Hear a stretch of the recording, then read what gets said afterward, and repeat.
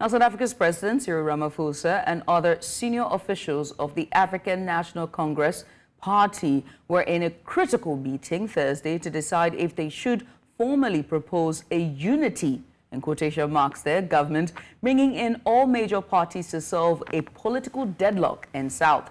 Now, which is in South Africa, of course. Now, a government of national unity, which ANC officials said is the first option on the table, evokes South Africa's transition from apartheid, white minority rule, to a democracy in 1994. Then new President Nelson Mandela brought political opponents, including the last apartheid leader, into his first government to foster unity in a fractured country.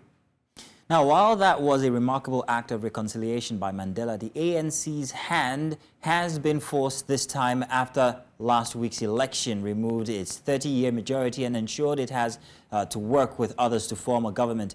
ANC had held a comfortable majority ever since the end of apartheid, but won just 40% of the votes in this election, although it remained the largest party. Now, joining us to have this conversation is Ntsikelelo Breakfast, who is joining us from Nelson Mandela Bay in South Africa. You are welcome, Ntsikelelo. Thank you very much for having me. Good. Now, let's talk about this election from last week and the ANC. The ANC is considering forming a unity government that includes all major parties. We last saw this in 1994 as we transitioned into the Nelson Mandela tenure. Now, what are the potential benefits and or challenges of such a coalition? Well, at the moment, coalition arrangements in South Africa have been unworkable and unstable, largely because the political elite have a tendency to rush into forming these coalition arrangements without developing a conflict management mechanism to deal with their own internal contradictions. But also these coalition arrangements, some people don't see them as a byproduct of democracy, because you must remember, people don't vote for a coalition arrangement. They vote for political parties who then decide, without the knowledge of their voters, who they want to join into a coalition arrangement. For instance, the ANC has three options at the moment. The first option is to join forces with the Democratic Alliance. Some of the ANC members have been protesting outside the venue where the ANC has held its meeting the last time, because they are vehemently opposed to any arrangement with the DA, who is seen to be a right-wing organization, because it is opposed to racially inspired policies which are meant to empower black people. And then you have another possible option, which is the ANC working with the EFF. That one can resonate with the majority of black people, but the challenge is that the market forces might respond negatively because the EFF is seen to be too radical and gravitates too much to the left. The other option is to work with the newly formed Umkhonto we Party, which does not support constitutionalism, the rule of law. They don't support the rights of members of the LGBTQI. So the ANC is stuck between the rock and the hard place. The worst part of it is that South Africa doesn't have a long-standing history of coalition arrangements. You must remember, coalition arrangements rose to prominence for the first time in the early 1900s between the National Party and the Labour Party, and then in 1933, then the National Party rose to prominence and became hegemonic in the political landscape until the ANC came into the picture in 1994. Now, we have had a coalition arrangement in 94, but that arrangement was different because it was a byproduct of democratization, which is a political transition to democracy between the ANC and the National Party. But the ANC in 94 had won the elections, which is different from now, because now there's no outright winner, which makes it very difficult for the ANC to constitute a government. Right.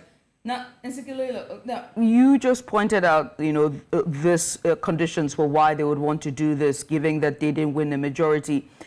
If there's going to be a coalition, what are the key factors that ANC must consider in deciding between a broad unity government and a narrower coalition with either one or two parties?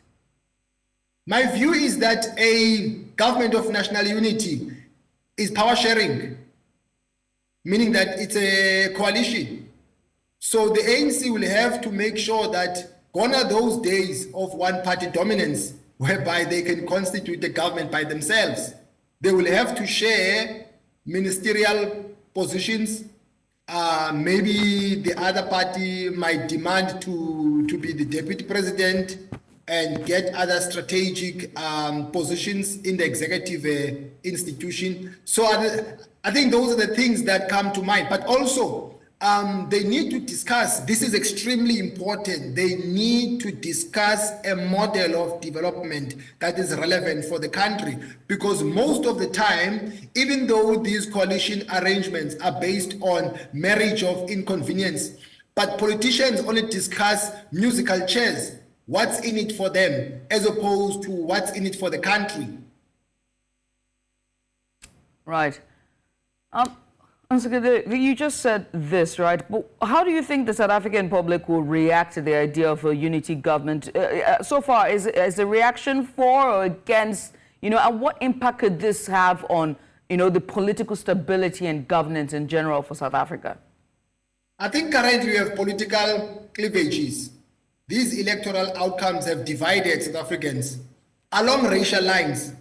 For instance, the majority of black people are vehemently opposed to any possible coalition between the ANC and the Democratic Alliance because you have a lot of denialism in some sections of the white population. Not all of them are like that, but you have others who have no historical appreciation, who only want contemporary specificities to be responded to, but they don't acknowledge the past. And some black people feel like, but if you want to address issues of the economy, you have to appreciate history, that black people have a history of oppression, that we cannot go forward as a country without leveling the playing field. But also you have other white people who feel like, but why are we stuck in the past? So these electoral outcomes have divided the country.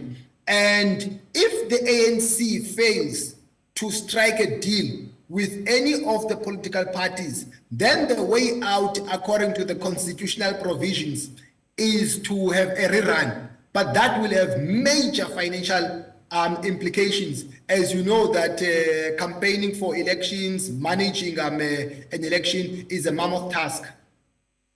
Ntsikelelo, what exactly did you mean when you talked about the racial divide, especially when you talked about the Democratic Alliance?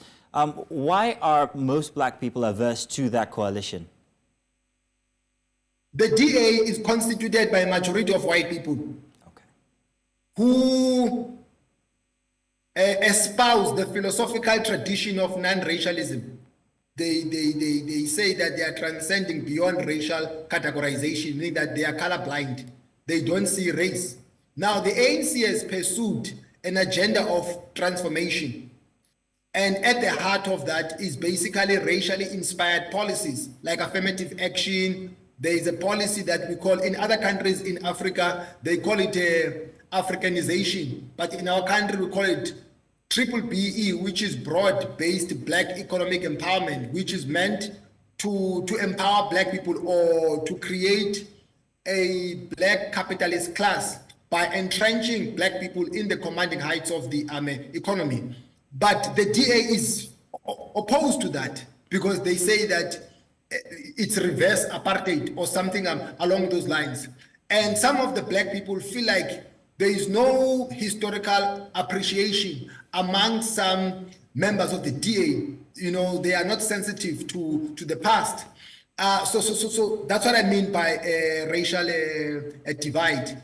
But also race in this country is a central way of examining things in the body politic because the history of black people is a history of oppression. For instance, poverty has a color. The majority of people who are on the margins of the economy are black people.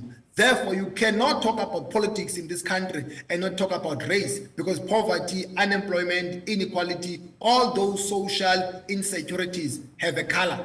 Okay. Right. Well, Professor Nsekelelu, Breakfast, he's been our political analyst today and just giving us insights on a possible coalition when it comes to unified government ahead of just after the elections in South Africa. Many thanks to you, Breakfast, for coming on. I appreciate you for doing this with us. Thank you.